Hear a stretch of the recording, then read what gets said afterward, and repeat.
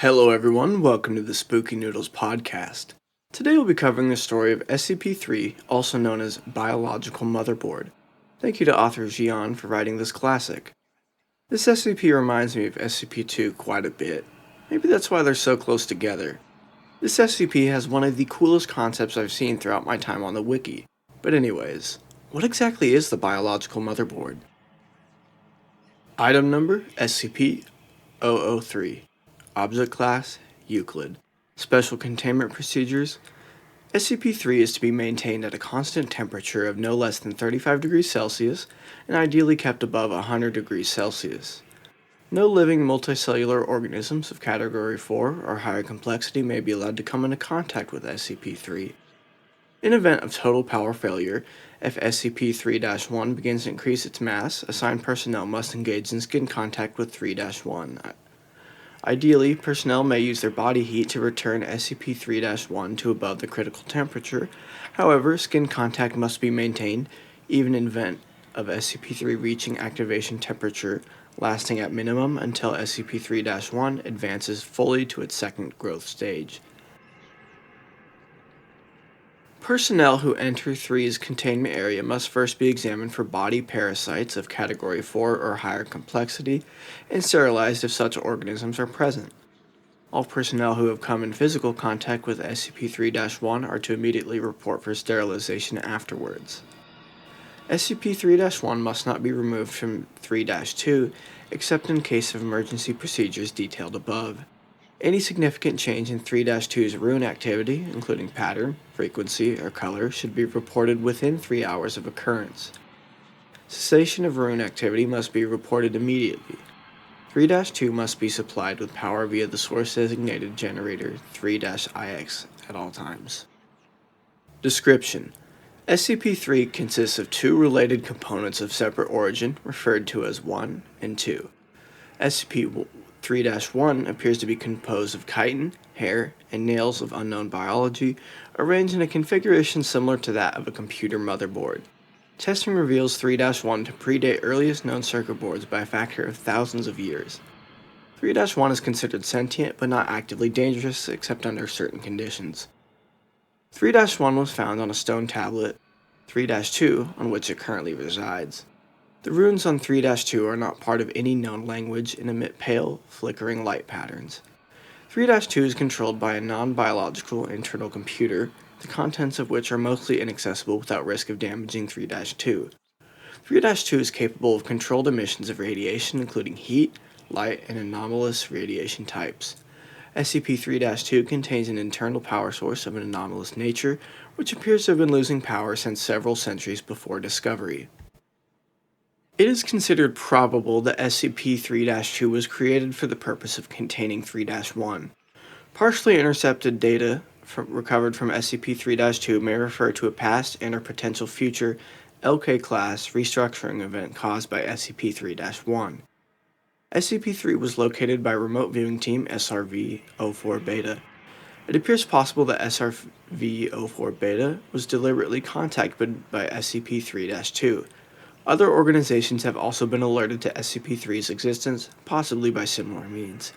Despite this activity, SCP-3-2 does not appear to be sentient based on its lack of reaction to MO3 Gloria analysis and procedures. When SCP-3 drops below the temperature of 35 degrees Celsius, both components react. First, 3-1 enters a growth state characterized by an exponential increase in mass. This growth state consists of two stages.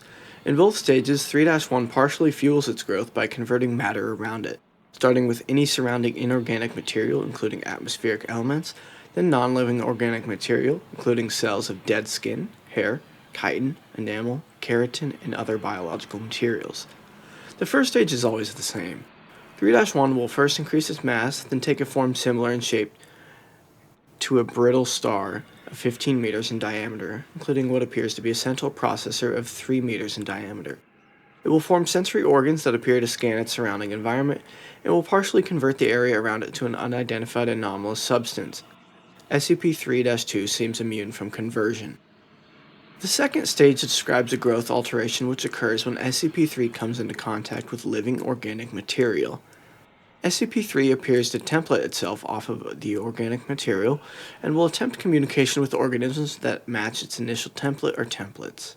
In its second stage, 3-1 may pause, slow, or change its growth, and will also convert inorganic and non-living organic elements into functionality similar states while anomalously altering their physical makeup.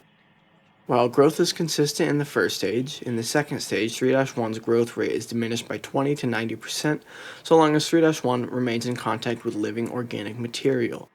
The percentage is determined by the complexity of the organisms in contact with SCP-3-1. 3-1 appears to devote a large amount of processing power to analysis of living organic material. During each of SCP-3-1's growth stages, SCP-3-2 releases bursts of radiation that temporarily inhibit 3-1's growth or reverse the growth when the temperature of 3-1 rises above 100 degrees Celsius. Similar radiation emissions have been replicated or recorded via another anomalous mean. SCP-3-1's biology has been the subject of extensive study. Significant elements have been identified similar to SCP-1512, and SCP-2756, the latter two of which have no further confirmed connection with SCP-3-1 and no known connection with each other, and none of which are fully understood, technically even less understood than SCP-3 thanks to the extensive cross-disciplinary research on the SCP-3 objects. To date, no convincing analysis has been put forward which satisfactorily explains SCP-3-1's connected to these SCP objects or others, nor its connection to modern technology beyond appearance and potential mimicry via unknown mechanism. Addendum 3-01. Acting on information gathered from linguistic analysis of SCP-3-2's runes and comparative data analysis, research team M03 Gloria has managed to establish a link between SCP-3 and for analysis of functions. SCP-3-1 must now be considered sentient and is to be kept a minimum of 1 kilometer from and the resulting byproduct at all times. Addendum 03-02. SCP-3-2's power loss has been exacerbated by the procedures performed by M03 Gloria. On orders of 05-10, M03 Gloria will consider procedures. Addendum 003-03. During M03 Gloria procedures, SCP-003-1 doubled its mass and began rapid structural growth. Temperature was immediately returned to 100 degrees Celsius. Growth and mass increase of SCP-3-1 continued for 9 minutes and 6 seconds, at which time a sustained radiation spike was produced by SCP-003-2. In response, 3-1 returned to its normal state in 3 minutes and 39 seconds.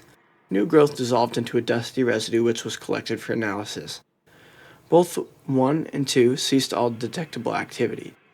2 did not resume activity until connected to external power source. 2's runes glowed uniformly gray and did not resume normal activity for 3 hours. 003-2 no longer appears to be able to maintain containment area at a temperature above 35 degrees Celsius without external power supplied by generators 033 through IX.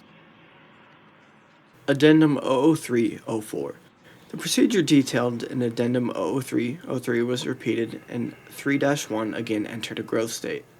After 10 minutes and 13 seconds, SCP-003-2 once again produced a sustained radiation spike. 1's growth stopped for 36 seconds, then resumed at its previous pace. On quadrupling its mass, 3-1 formed a coherent outer shell and body. After appearing to scan its environment and partially converting its environment, 3-1 then breached containment, entering the observation gallery where 9 members of M03 Gloria were present. On physical contact with team members, 1 encompassed them in rapidly grown appendages and stopped growth for 15 minutes. 1 then resumed growth and rearranged the component parts of the center of its form to the shape of a 3-meter-tall female humanoid with peripheral tentacles shifting to extrude primarily from SCP-3-1's newly formed hair and spine. SCP-3-1 then produced rudimentary vocalizations in apparent initial attempt to communicate with researchers. An unknown individual approached the compromised containment area in company of a full squad of agents. The individual claimed to be acting on orders of 05-10 and attempted communication with SCP-3-1. Following this incident, Agent Jackson of M03 Gloria successfully restored power to SCP-3-2 and activated backup generators to return the temperatures to 100 degrees Celsius. 3-1 returned to its normal state in 21 minutes and 7 seconds and was successfully recontained without incident. All 9 members of M03 Gloria affected by SCP-3-1 were afterwards found to be physically unharmed, with no residual effects besides psychological trauma. The converted materials of SCP-3's former containment area did not dissolve and are now under analysis. Addendum 003-05. In light of the previous incident, 05-10 was removed from the 05 Council by joint decision of 05, 05, and 05. M03 Gloria procedures have been indefinitely suspended. I'll be the first to admit that I may be looking too far into this, but I view this SCP as a comment on the eating habits of modern-day society, at least in the United States. We are all biological motherboards, and when we begin to eat inorganic material, we swell. After taking a break from eating poorly, we return to normal. I like to think that this SCP signals this message. I love how this SCP adds on to the lore of the Foundation itself, as well. I'd never heard of the O5 groups before reading it. If you enjoyed this analysis, please consider sticking around for more. Next Sunday, we will be covering the legend of a water-based yokai. Our sources are linked in the show notes. If you've got any suggestions or tips for future episodes, please contact us at our email spookynoodlespod@gmail.com or at our Twitter @spookynoodles. Your feedback is greatly appreciated. Make sure to keep your taste for horror alive by watching the next episode of Spooky Noodles on Apple, Spotify, Amazon, or YouTube. Thank you for listening.